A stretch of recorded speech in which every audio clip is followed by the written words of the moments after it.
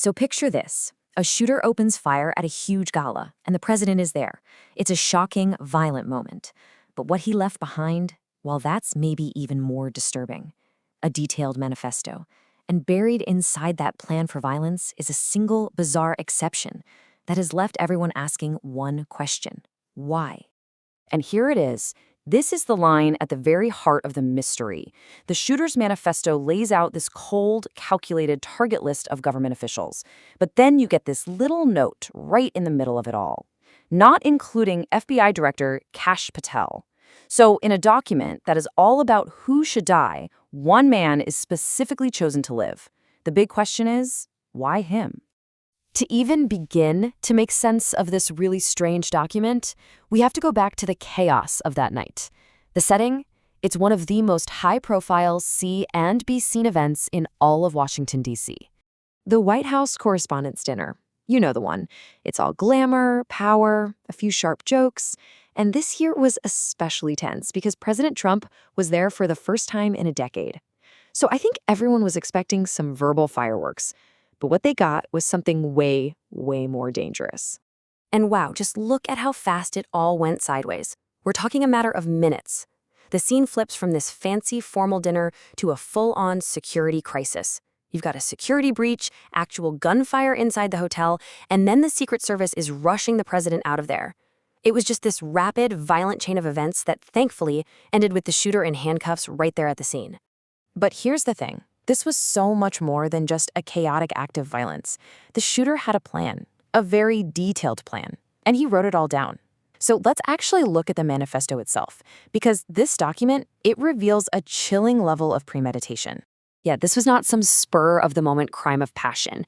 Get this, just 10 minutes before the first shot was fired, Cole Thomas Allen hit send on an email to his family.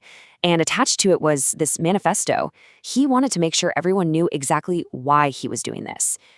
And in this document, he kind of paints himself as this righteous avenger, not a killer. He argues that just turning the other cheek isn't what Christianity is about. He calls it complicity in the oppressor's crimes. So in his mind, this violence was actually a moral duty. And the level of tactical detail here is just chilling. He had this clear hierarchy for who to target. He even thought about his ammunition choice, using buckshot specifically to avoid hitting people through walls. And his definition of who was a target was incredibly broad. Basically, if you were in the room, you were, in his words, complicit. This wasn't just a vague idea. It was a cold, calculated operation. So, who exactly was he after? The manifesto is brutally specific about who his primary targets were supposed to be. The document literally has a target list. And its structure was simple and just brutal. Start at the top of the Trump administration and work your way down the chain of command. Highest ranking to lowest. But, the part of the list that everyone is talking about isn't who is on it. It's about the one person who was deliberately and very explicitly left off of it. And there it is again, that bizarre little note in a document just filled with rage and detailed plans for murder. One single name is set aside. The director of the FBI is specifically exempted from all this violence. He's the one person the shooter absolutely intended to spare. Which, of course, leads us to the central question that has puzzled investigators, the media, the public, pretty much everyone since this document came out. Why? Why spare him? In this whole long rant filled with justifications and detailed plans, why make this one single unexplained exception? And honestly, this is the most frustrating part of the whole puzzle. The document that so carefully details the who, the what, and the how of the attack gives us absolutely no answer to why. Why was Kash Patel spared? The manifesto is silent. And the reason, for now, seems to be locked inside the shooter's mind. So with the attack stopped and the shooter in custody, the focus pretty quickly shifted from the crime scene to the consequences.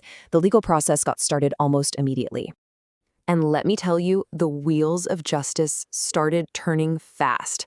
Before the weekend was even over, the U.S. Attorney for D.C. had already confirmed that Cole Thomas Allen would be facing federal firearm and assault charges.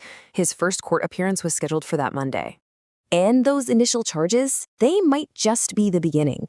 The U.S. Attorney has made it very clear that they're leaving the door open for more and possibly more serious charges as the investigation continues to unpack this manifesto and the full scope of the plot.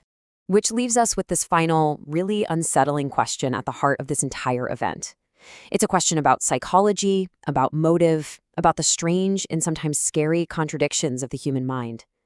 What does it mean when a person who has meticulously planned to kill also plans, without any explanation, to spare one life? We might never know